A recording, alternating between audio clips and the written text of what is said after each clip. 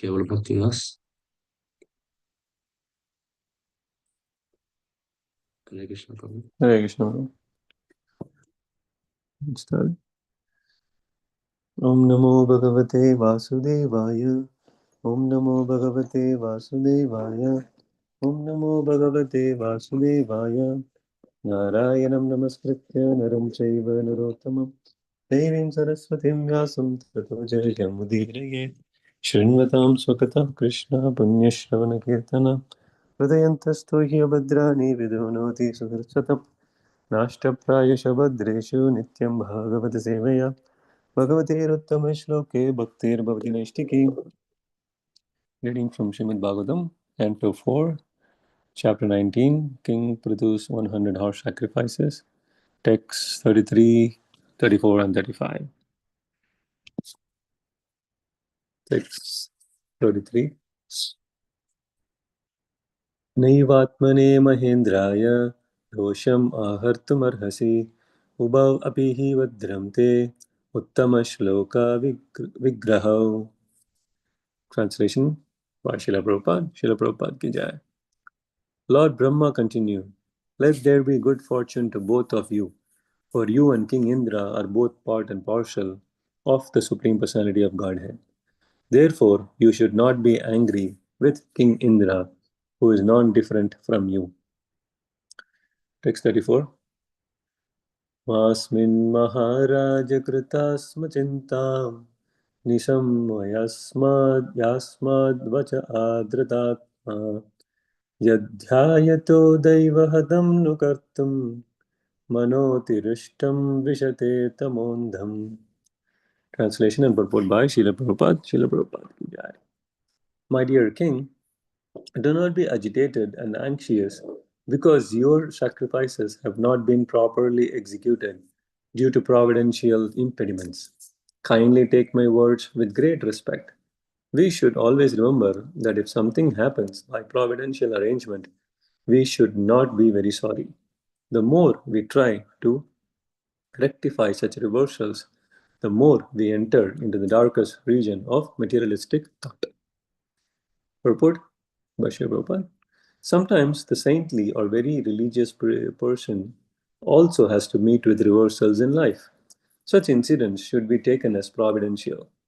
Although there may be sufficient cause for being unhappy, one should avoid contracting with such reversals. For the more we become implicated in rectifying such reversals, the more we enter into the darkest regions of material anxiety. Lord Krishna has also advised us in this connection. We should tolerate things instead of becoming agitated. Text 35. Kratur virama क्रतुर्विरमताम् एषा देवेषु दुरवग्रहः धर्मव्यतिकरो यत्र पाखण्डैरिन्द्रनिर्मितैः. Translation and purport, Srila Prabhupada. Lord Brahma continued, stop the performance of these sacrifices, for they have induced Indra to introduce so many irreligious aspects. You should know very well that even amongst the demigods there are many unwanted desires. Purport. There are many competitors in ordinary business affairs, and the Karma Kanda chapters of the Vedas sometimes cause competition and envy amongst karmis. A karmi must be envious because he wishes to enjoy material pleasures to their fullest extent. That is the material disease. Consequently, there is always competition amongst karmis, either in ordinary business affairs or in the performance of yajna. Lord Brahma's purpose was to end the competition between Lord Indra and Maharaj Prithu. Because Maharaj Prithu was a great devotee and incarnation of God, he was requested to stop the sacrifices so that Indra might not further introduce irreligious systems, which are always followed by criminal minded people. End of purport. Namah Vishnupadaya Krishna Preshnaya Bhutale Srimate Bhakti Vedanta Swaminiti Namine Namaste Saraswate Devi Gauravani Pracharine Nirvisesha Shunyavadi Vashatya Deshatarine Jaya Shri Krishna Chaitanya Prabhu Nityananda Shri Advaita Gadadhara Shivasadi Gaura Bhakta Vrinda Hare Krishna Krishna Krishna Hare Hare Hare Rama Rama Rama Hare Hare. I humbly seek the blessings of all assembled Vaishnavas and thank you for the opportunity to beautify myself by summarizing from Srimad Bhagavatam. I'll try to summarize based on Srila Prabhupada's purport and few lectures I heard on this topic. Please forgive if I add my own interpretation to the summary. So we are in this chapter called King Prithu's 100 horse sacrifices, and we saw how Prithu Maharaj was in the verge of completing the 100 sacrifices, but then Indra wanted to stop this sacrifice because he was envious that he is the only one who has successfully completed the 100 horse sacrifices so far, and he didn't want that credit to go away. So Indra wanted to maintain that status that he's the only one who has successfully completed this type of a sacrifice so far. And because Maharaj Prithu now has all the right to be angry because what Indra did was not fair, Maharaj Prithu was very, very agitated and was very angry on Indra, King Indra. But then Lord Brahma appears in the scene and then is asking King Prithu to let it go. Since, as we see in the words 35, Prabhupada writes that Maharaj Prithu was a great devotee and incarnation of God. He was requested to stop the sacrifices because King Prithu is more advanced than Indra. So Lord Brahma is directly talking to King Prithu to understand the situation and then let it go. So Indra may not create more things. So this is a very practical lesson because sometimes when even in childhood, like when children are like forced to do something or they're like severely punished or something by their acts, then they will only try to find more and more wrong methods to hide the fault.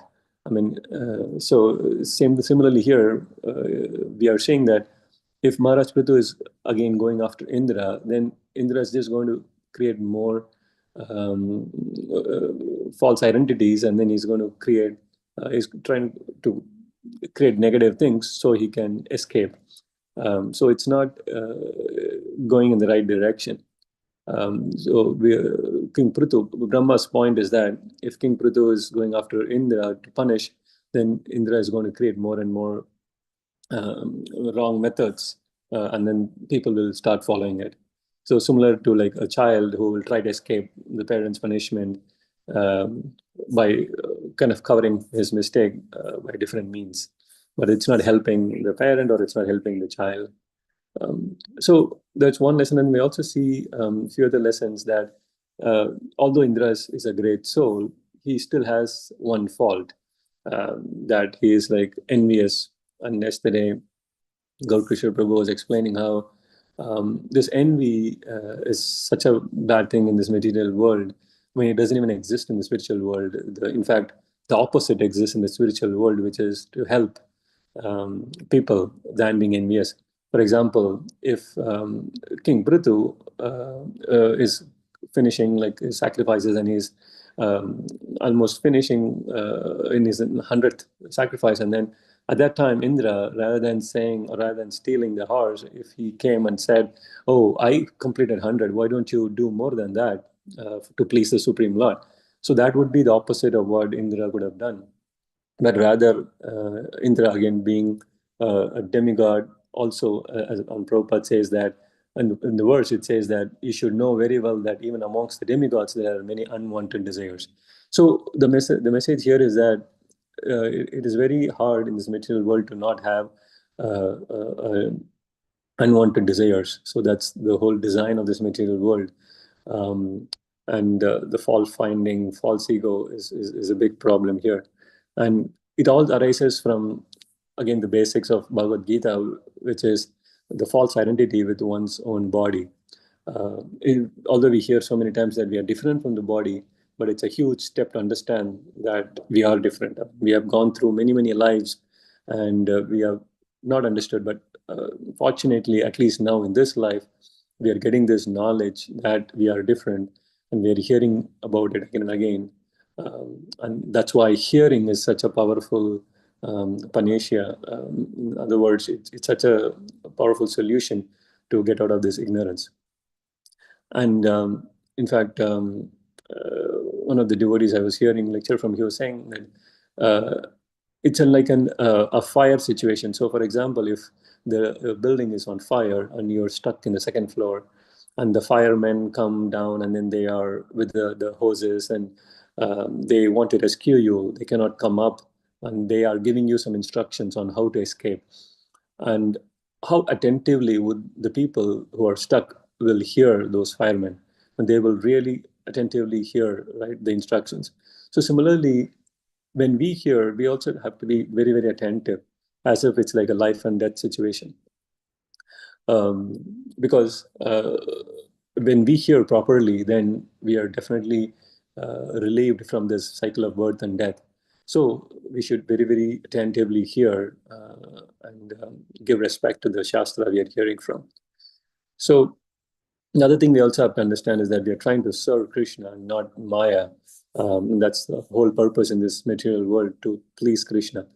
And Prabhupada always gives this example that the soul is embarrassed to be in this material body. The soul is like feeling very, very bad to be in this material body, because there is no Sachidananda experience in this material body. There's only ignorance and false desires. So basically, the only way to please the soul and not to make it feel embarrassed is to serve Krishna and think about Krishna and chant his holy names and hear about Krishna. So um, um, we have two options. One is we can look forward to the embrace of Krishna by doing devotional service, or we can look forward to the kicks of Maya that's in the. And Prabhupada always gives this example that a prison, right? So a prison basically, although is within this city restricted situation. So similarly, our bodies are like the prison uniforms, and this material world is like a prison. But at the same time, if the prisoner is a good person, he gets out early if he's doing his duties, if he's following the instructions of the guards, and if he's a good person by character, then he definitely can get out early. So similarly, um, because of our previous activities and karma, we are in this situation and we go through a tough situation, especially as mentioned in today's verses, we go through reversals. And instead of tackling the reversals in the materialistic way, we should approach the Shastras, and we should learn from Shastras on how to tackle the reversals in life. And the reversals are applicable to everyone. Even Prithu Maharaj here faced the reversal. But then how do we handle that situation is the key learning from the Shastras like Srimad Bhagavatam and Bhagavad Gita. Because once we look forward or get suggestions and approach the spiritual authorities to tackle reversals, then we get purified. I mean, it helps with two things. One is that you don't act in a very instantaneous, impulsive, wrong way. And also, secondly, the way you act can also purify all your other reactions that are about to come. So, in this case also, we see how nicely a guru disciple relationship is kind of is coming out, because Lord Brahma in the position of guru comes to King Prithu, and instead of just saying, oh, I am your guru, I am a superior authority, just follow what I say and just stop everything. I mean, he's not instructing that way. I mean, he's trying to explain to King Prithu that, oh, this is for your welfare and Indra's welfare and everyone's welfare in the future. Please consider my advice that this is not going anywhere. And of course, you have put your effort 100%, and it doesn't matter if you don't complete 100 sacrifices. because we know what is your intention and then how much effort you have put in. And so Brahma is trying to explain to this disciple that, yeah, this is for everyone's welfare, that you should stop. And and Prithu also, Maharaj Prithu also, in the position of a disciple, is listening, or is submissive, and is respecting the position of Lord Brahma and his instructions. So that's this again nice lesson that when spiritual authority and a guru says something, definitely it has purpose to it, and it may not seem like is the best solution for the disciple at that moment, but in the long term, it is going to be a great situation. And again, we can go back to example of Srila Prabhupada. Srila Prabhupada, when he started this kind of League of Devotees in Jhansi, I mean, he was not supported and it didn't last. And he was initially awarded a place, but then that place was taken over by the government authorities, and he was alone. He didn't have support.